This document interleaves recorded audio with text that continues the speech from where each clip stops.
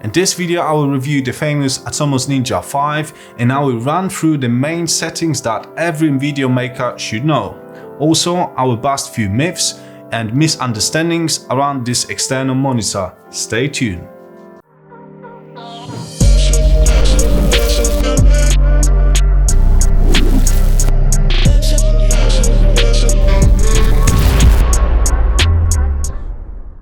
Alright, probably you already know what the Atomos Ninja V is. It's an external HD monitor with a recorder that allows you to record externally 4K, 422, 10-bit up to 60 frames per second videos.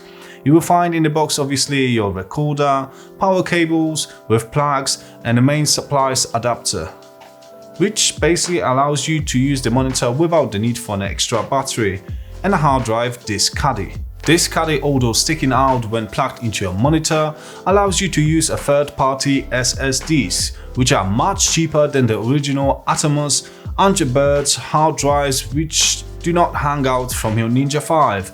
In my view, for the sake of saving some cash, the oversized disk caddy is not an issue. This monitor is pretty compact. The screen has 5 inches, 1000 nits peak brightness for daylight viewing and 10 plus stops for dynamic range displayed.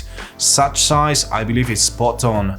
Not too small, not too big, literally perfect. The monitor itself feels solid and is built of aluminium. It's not some cheap plastic monitor. It has HDMI in and outputs on one side, then a nice sleek power button, mic, headphones and remote inputs to another side. On the top and bottom of your monitor you will find mounting threads, and on the back slots for batteries and your hard drive. The monitor accepts Sony type NPF batteries, but as I have already mentioned, there is a dummy battery in the box with DC jack. The adapter allows you to run the monitor without any time limits through the mains. Okay, so in terms of running this thing, obviously started off, and I have to say the start time is not so bad.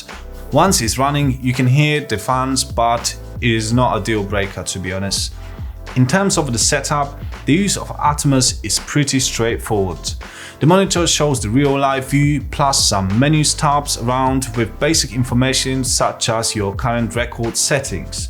First and foremost, make sure your bottom bits are unticked to access the main menu.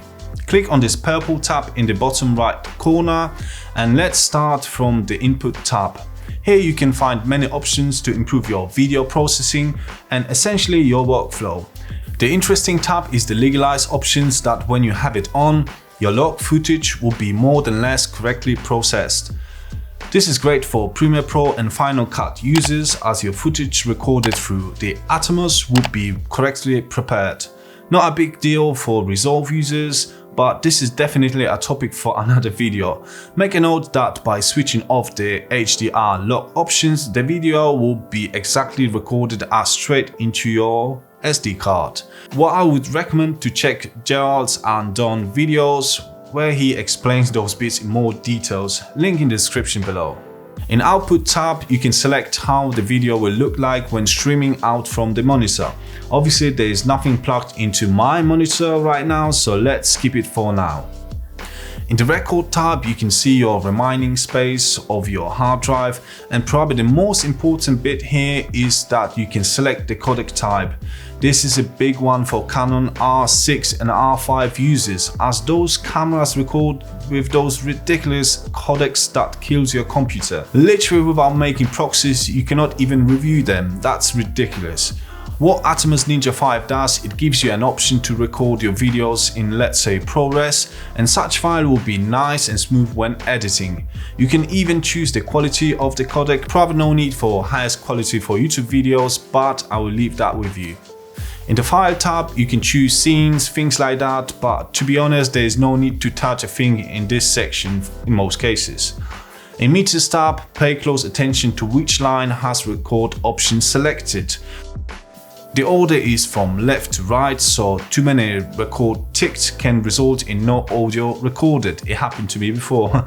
The analog tab, literally to your left hand side, is for the headphones and mics plugged directly into the Ninja V recorder. Other ones refer to external sources. So let's say you have this analog selected and the camera in the next output.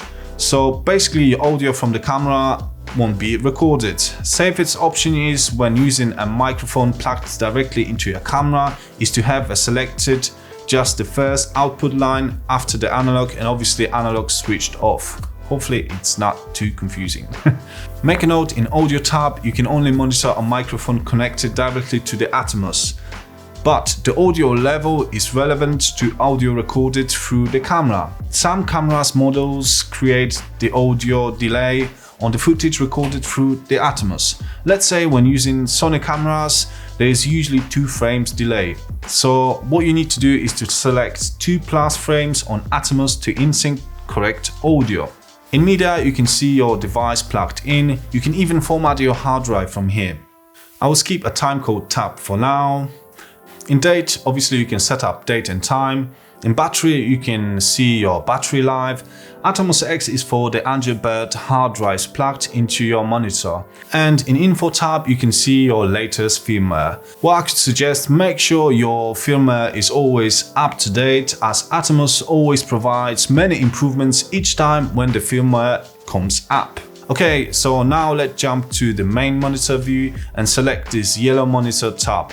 Here you can turn on or turn off those great features like zebras, waveforms and more. If you tap this last option to the right, it brings up another view where you can see, for instance, selected LUTs and have a live view of your final video look. So awesome. Right, now let me quickly explain a few bits and misunderstandings around this monitor. First and foremost, this device does not change your camera shooting abilities. What I mean by that, although you can record externally 4K 10-bit 60 frames per second, it would not allow you to record in 10-bit or even 4K 10-bit 60 frames per second when your camera can shoot up to 4K 30 frames per second or in 8-bit only. This is a big one, as many people think they could suddenly record 10-bit videos with their 8-bit cameras if they start using the Atmos Ninja V. This is a big myth, so make a note, it is just a monitor with record abilities which will simply improve your workflow. Secondly, 4K 10-bit 60 frames per second is the max ability for external recordings, so the monitor has own limitations. Make a note that if you are planning to use your Sony a7S III or Canon R5, then you can record in 4K 120 frames per second. And obviously you won't be able to do that through the monitor. Finally, it would not allow you to record in RAW if your camera cannot record in RAW. As simple as that. However, I believe Atmos Ninja V is a great piece of equipment. It is packed with features and has an external hard drive option, so you can save money on expensive SD cards. Definitely it will improve your workflow, however you can still live without it. At the end of the day, the choice is yours, but it is definitely a great investment. Cheers.